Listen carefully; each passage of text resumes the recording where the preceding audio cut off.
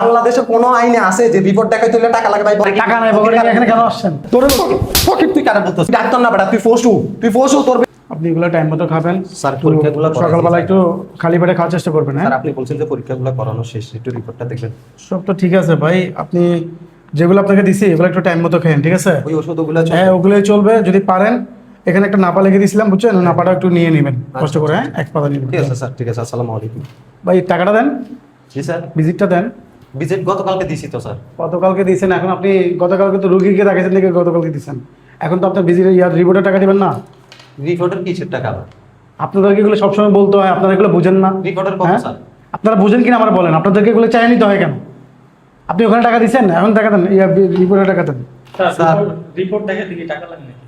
আপনি কথা বেশি বোঝেন, আপনি ডাক্তার না আমি ডাক্তার, আপনি ডাক্তার ঠিক আছে, কিন্তু তাহলে এত কথা বলেন কেন? আপনি রিপোর্ট দেখে টাকা আপনি বেশি বুঝেন, দেখছেন বেশি বুঝেন। স্যার? হ্যাঁ পড়াশোনা করে এখানে ডাক্তারি করতেছেন।